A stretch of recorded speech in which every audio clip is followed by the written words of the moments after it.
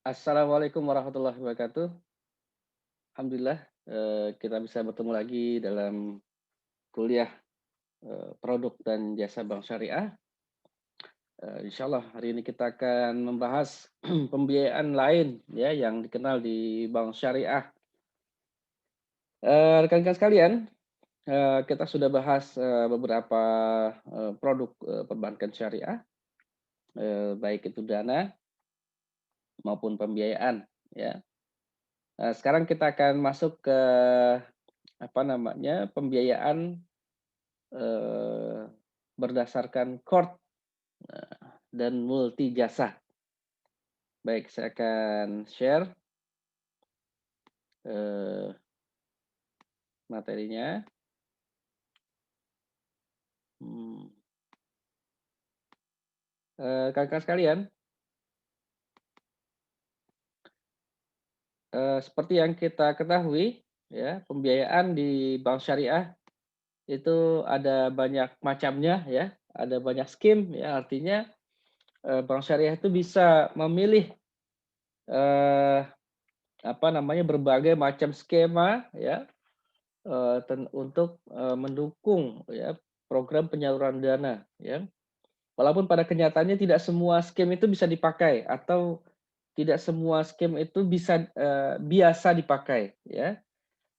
Pastinya pihak bank, atas berdasar, pertimbangan-pertimbangan tertentu maka, diambil beberapa skim saja ya.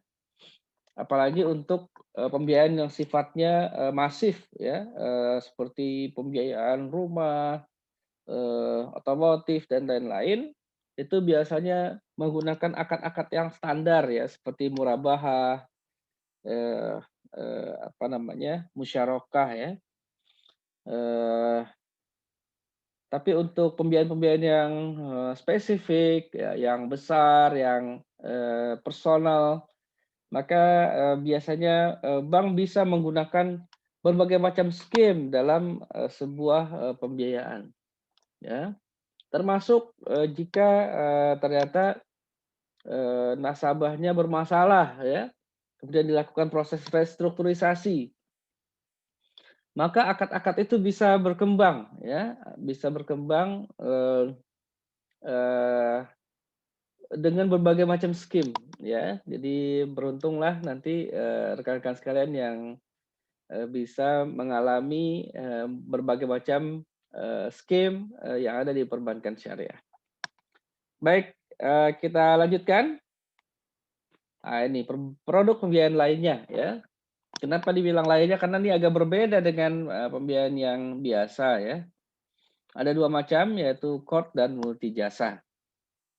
Sebenarnya multi jasa ini udah kita sedikit singgung di, apa namanya, skim ijarah, tapi di sini ada, satu kekhasan sedikit ya. Eee, yang pertama core ya, core yaitu transaksi pinjam-meminjam dana tanpa imbalan. Waduh, ya, dengan kewajiban pihak peminjam mengembalikan pokok pinjamannya saja secara sekaligus atau cicilan dalam jangka waktu tertentu. Ya, jadi perbankan syariah bisa melakukan, hal ini ya, tapi sekali lagi, belum tentu ini biasa dilakukan gitu ya, belum tentu ini biasa dilakukan. Tapi atas pertimbangan tertentu memang, terkadang ini dibutuhkan ya, court ini dibutuhkan.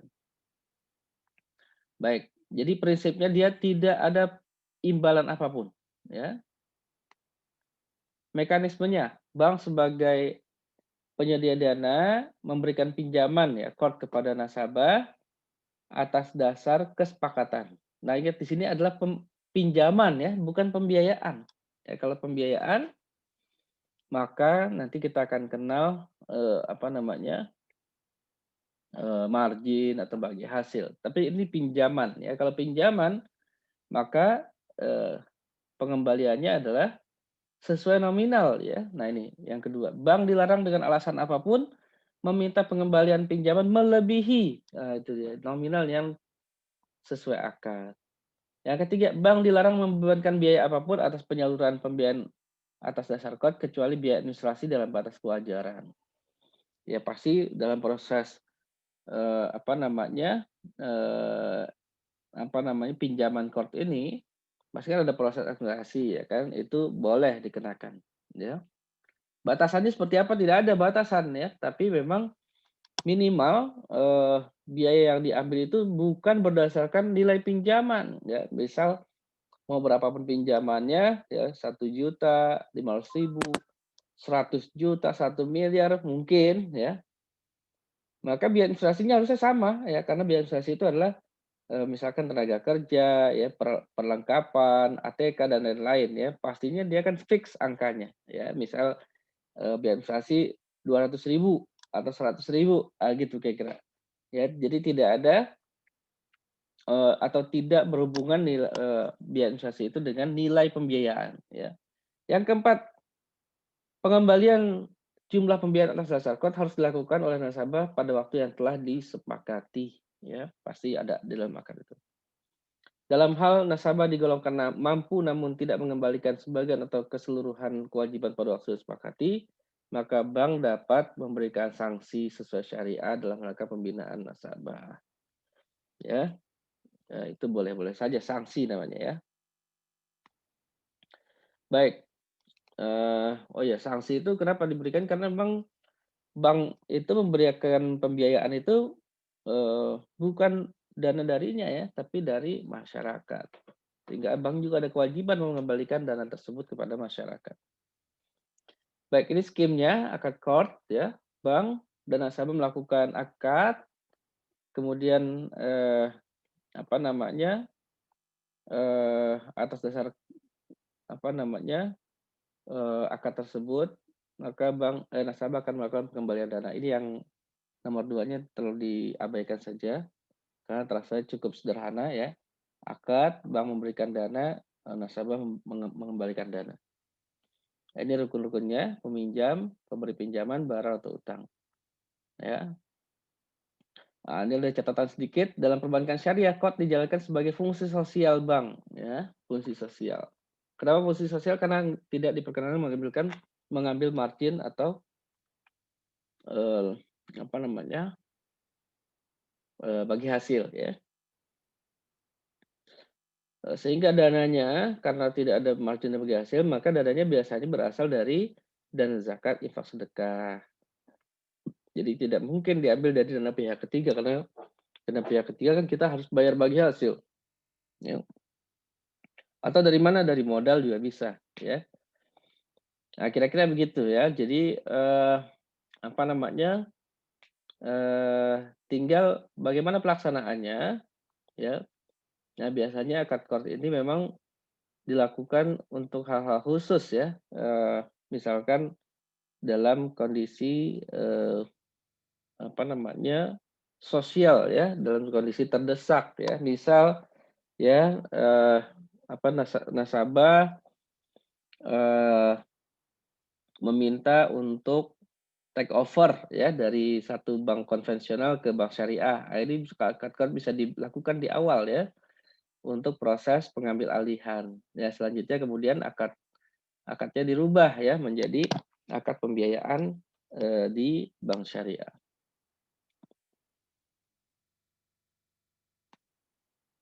Manfaatnya ya buat bank sebagai salah satu penyaluran dana, fungsi sosial ya, kemudian peluang mendapatkan fee dari jasa lainnya ya. Ya kalau kita kasih cord mungkin bisa, nasabah bisa kita wajibkan bayar listrik di bank ya, telepon dan lain-lain. Manfaat nasabah, sumber pinjaman yang bersifat non komersial, sumber pembiayaan bagi nasabah yang membutuhkan dan talangan, antara lain terkait dengan garansi atau pengambil alihan kewajiban ya. Yang resikonya adalah sama ya, risiko pembiayaan pasti kredit risk ya, karena nasabah prestasi. Kemudian risiko pasar ya, karena pergerakannya itu. Nah, itu kira-kira tentang cord. Referensinya ada PBI nomor 7/6/PBI/2005 tentang transparansi informasi produk bank dan penggunaan data pribadi nasabah beserta perubahannya. Yang kedua, PBI nomor 9/19/PBI/2007 tentang pelaksanaan prinsip syariah dalam kegiatan penghimpunan dana dan penyaluran dana serta pelayanan jasa bank syariah. Fatwanya nomor 19 DSN MUI garing 4 garing 2001 tentang Al-Qur'an. Baik, yang kedua, pembiayaan multijasa. Akadnya ada dua macam. Yang pertama adalah akad ijarah, yang kedua akad kafalah. Akad ijarah sudah kita bahas dalam materi kuliah yang sebelumnya. Nah, sekarang saya akan fokus di akad kafalah. Akad kafalah itu apa? Transaksi penjaminan yang diberikan oleh penanggung kepada pihak ketiga atau yang tertanggung untuk memenuhi kewajiban pihak kedua, ya. Nah, ini mekanismenya, ya. Bank bertindak sebagai pemberi penjaminan atas pemenuhan kewajiban nasabah terhadap pihak ketiga, ya. Objek jaminan harus merupakan kewajiban atau orang yang meminta jaminan, jelas nilai, jumlah, dan spesifikasinya, dan tidak bertentangan dengan syariah. Yang ketiga, bank dapat memperoleh imbalan atau fee yang disepakati di awal serta dinyatakan dalam jumlah nominal yang tetap. Yang keempat, bank dapat meminta jaminan berupa cash, kolateral, atau bentuk jaminan lainnya atas nilai penjaminan. Dalam hal nasabah tidak dapat memenuhi kewajiban kepada pihak ketiga, maka bank melakukan pemenuhan kewajiban nasabah kepada pihak ketiga dengan memberikan dana talangan sebagai pembiayaan atas dasar akad qard yang harus diselesaikan oleh nasabah. Nah, ini kira-kira akad kafalah, ya. Ini pihak ada 3 pihak, ya. Di sini ada pihak penerima jaminan dan nasabah kita, ya.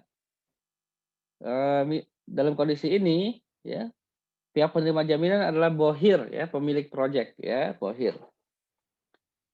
Bohir atau pemilik proyek memberikan pekerjaan pada nasabah, nasabah kontraktor ini, ya.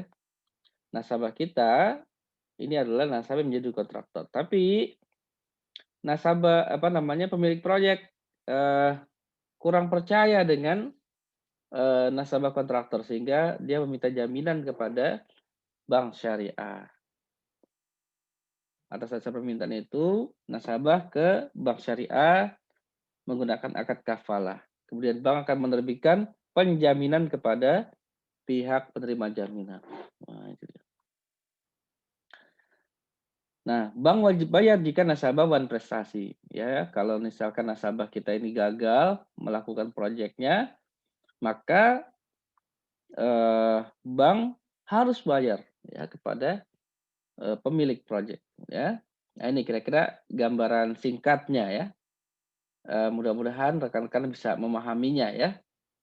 Jadi ada 3 pihak, ya, ada bank, ada nasabah kita, ada nasabah penerima jaminan, ya, yaitu pemilik proyeknya. Jenis kafalah ada 5, ya, kafalah bin nafs, ya. Kafalah ini merupakan akad memberikan jaminan diri, ya, personal garanti. Ya. Ini biasanya orang-orang yang memiliki harga. Artinya dipercaya, ya, orang trust sama dia. Yang kedua kafalah bil mal, jaminan berupa uang. Kafalah bit taslim, ya.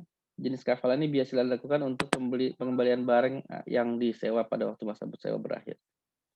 Kafalah al-munazah, ya, kafalah atau jaminan mutlak yang tidak dibatasi oleh jangka waktu untuk kepentingan dan tujuan tertentu, ya. Yang kelima, kafalah mu'allaqah, kafalah yang dibatasi waktu dan pengertiannya. Ini secara fikihnya, ya. Nah, sekarang implementasinya seperti apa? Kafalah ini implementasinya bank garansi, ya. Implementasi di perbankannya. Ya, teman-teman mungkin sebagian sudah sering mendengar tentang bank garansi, ya. Bank garansi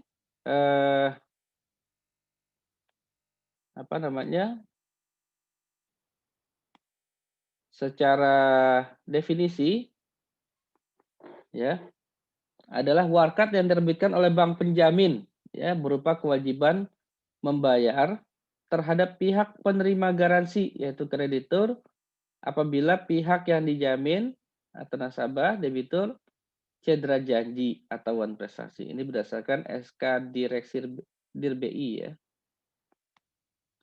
Tapi dasar hukum ya, bank garansi adalah KUHP ya. Nah, misal ya Anda punya rencana untuk membangun rumah ya, kemudian cari kontraktor ya. Dalam melaksanakan proses pembangunan, Anda ragu ya dengan kontraktor tersebut, maka apa namanya, Anda bisa meminta bank garansi kepada bank. Nah, gitu ya. Nah, ini kira-kira gambaran penerapannya ya, bank garansi. Nah, ini ya. Jenis-jenis bank garansi ya.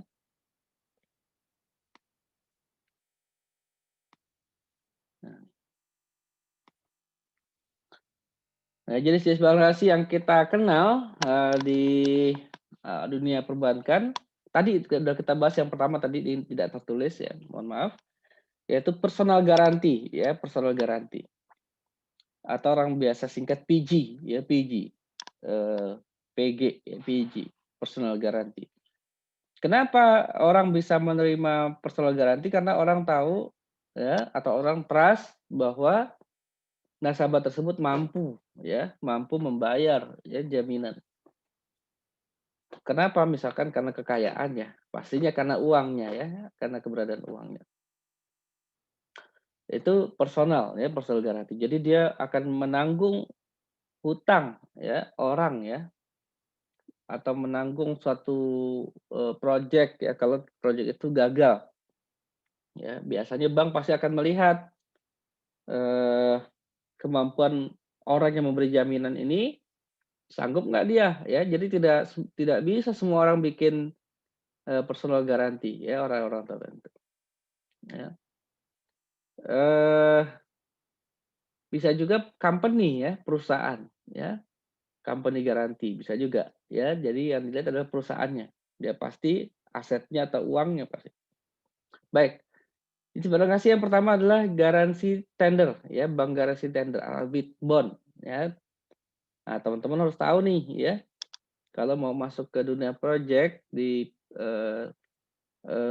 apa namanya, sektor real, teman-teman harus tahu ini ya. Ada yang namanya advance payment bond atau bank garansi uang muka. Performance bond, bank garansi pelaksanaan. Ya. Bank garansi pemeliharaan. Nah, ini penjelasannya di bawah sini nih ya. Kalau ada sebuah project ya, kalau ada project itu biasanya ada 4 tahapan ya, 4 tahapan. Yang pertama tahapan bid ya, lelangnya ya. Kedua pemberian uang muka, advance payment. Yang ketiga performance, masa pelaksanaan project. Yang keempat adalah masa retensi ya, masa pemeliharaan. Bid ini lelang ya, lelang project. Jadi misalkan pemilik project dia mau bikin tadi ya, mau bikin rumah, dia panggil beberapa kontraktor ya untuk melakukan pembandingan ya, namanya tender ya. Nah, untuk ikut tender ya, perusahaan biasanya mensyaratkan, jadi nggak boleh sembarangan orang ikut tender. Dia harus punya uang dulu ya. Nanti khawatir, kenapa? Kalau udah ditunjuk misalkan pemenangnya tiba-tiba dia nggak punya uang gimana? Ya repot. Ya. Nah, jadi kalau dia nggak punya uang, maka bank nanti proses ya pembangunannya terkendala waktu lagi karena harus melakukan tender lagi. Makanya untuk melakukan tender ini biasanya kontraktor dimintakan jaminan ya, atau bank garansi, itu berupa bid bond ya, bank garansi tender ya. Ya, jadi apa maksudnya? Maksudnya adalah bank garansi tender ini ya, ini nanti kontraktor akan menerbit bank garansi, diserahkan kepada pemilik proyek.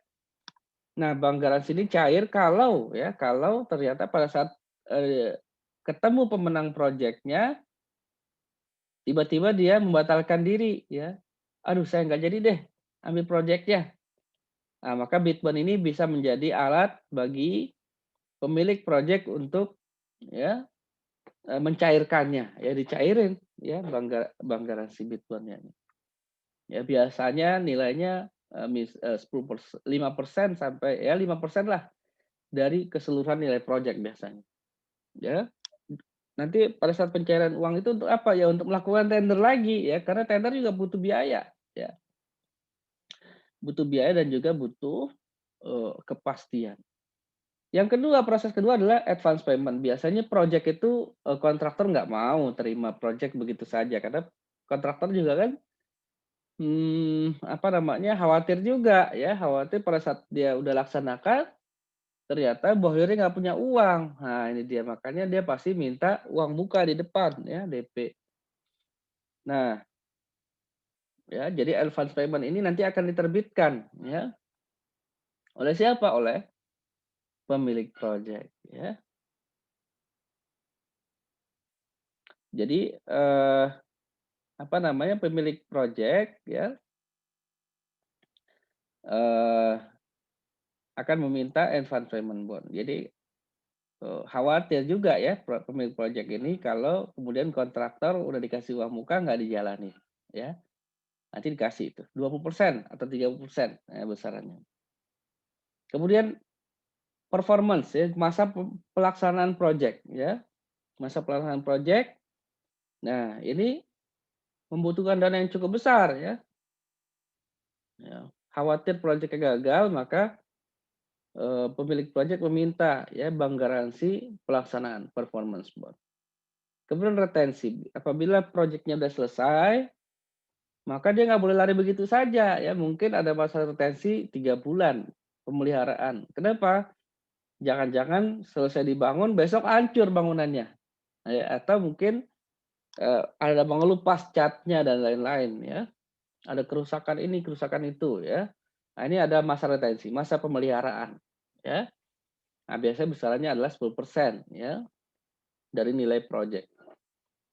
Nah, jadi itu kira-kira ya pengertiannya 1 sampai 4 itu ya. Bid bond, advance payment bond, performance bond, dan retention bond ya. Kalau ada yang kurang jelas silahkan ajukan pertanyaan saja. Ya. Yang kelima agak berbeda sedikit yaitu shipping guarantee ya. Shipping guarantee itu adalah garansi dari bank ya, jaminan dari bank untuk mengeluarkan barang ya di pelabuhan ya. Kenapa perlu jaminan? Karena dokumen untuk mengeluarkan barang itu belum sampai di bank. Nah, gitu. Atau belum sampai di nasabah ya. Jadi nasabah mau ngambil barang ya karena mungkin dia melakukan impor barang ya, melakukan impor. Nah, pada saat barang udah sampai itu kan biasanya apa namanya? Eksportir akan kirim dokumen ya, dokumen pengambilan barang. Ya karena perbedaan jarak dan waktu ya, barang nyampe duluan ya, mungkin barang dikirim pakai pakai kapal ya, kapal kan jalannya lama ya, tapi dokumen bisa juga lebih lama lagi, ya bisa cepat bisa lama, tergantung ya, tergantung kondisi. Kadang-kadang, apa namanya, kapal udah nyampe duluan ya, untuk mengeluarkan barang dibutuhkan dokumen, sebenarnya dokumen asli itu belum nyampe, yang ada adalah dokumen fax ya, fotokopian. Nah, fotokopian ini nggak berlaku, dia berlaku kalau dilampirkan shipping guarantee. Ya, jadi ini terkait dengan transaksi ekspor impor biasanya shipping guarantee ya. Jadi mengeluarkan barang ya dari pelabuhan ya, pelabuhan laut pastinya. Baik yang terakhir jaminan pembiayaan. Jaminan pembiayaan ini adalah jaminan yang diberikan kepada pembiayaan tertentu ya. Nah, ini biasanya yang sudah ada di pemerintah ini KUR ya, kredit usaha rakyat. Bank apa namanya? Pembiayaan yang disalurkan oleh bank itu dijamin oleh asuransi pembiayaan ya. Sekarang ini ada Askrindo ya, Asuransi Kredit Indonesia. Nah, ini jaminan pembiayaan. Nah, itu kira-kira ya tentang bank garansi. Baik, kita lanjutkan. Apa bedanya bank garansi dengan pembiayaan biasa? Ya, yang pertama bank garansi merupakan non cash loan ya. Tergolong pembiayaan yang non cash ya, tidak ada cash keluar ya. Jadi apa namanya? Beda dengan pembiayaan ya. Pembiayaan biasa dia termasuk cash loan ya. Cash loan itu apa? Maksudnya adalah pada saat selesai akad langsung ada uangnya. Ya langsung bank memberikan uang. Nah, kalau bank garansi enggak. Ya, bank garansi itu dia hanya cair nanti kalau nasabah wan prestasi. Nah, ini yang kedua. Bank garansi hanya cair jika nasabah wan prestasi. Sementara pembiayaan cair di muka ya, pada saat akad langsung cair kalau pembiayaan. Nah, itu bedanya ya. Makanya disebut bank garansi itu non cash loan. Sementara pembiayaan adalah cash loan. Ya, yang ketiga, dalam pencatatan ya, bank garansi dicatat dalam laporan off balance sheet ya. Apalagi tuh off balance sheet ya. Sementara pembiayaan dicatat dalam neraca. Ah, itu dia. Maksudnya adalah off balance sheet adalah laporan administratif yang tidak bisa dicatatkan dalam neraca. Kenapa? Karena belum ada cash yang keluar, belum ada uang yang keluar, maka nggak bisa dicatatkan. Ya, dia baru keluar nanti kalau nasabah wan prestasi. Ya, gagal melakukan proyek, maka bank wajib bayar. Itu baru masuk ke apa namanya pembiayaan. Ya, begitu kira-kira ya tentang bank garansi. Bedanya dengan pembiayaan. Nah, ini biasanya bank garansi ini tadi kebutuhan proyek ya, kebutuhan proyek. Baik.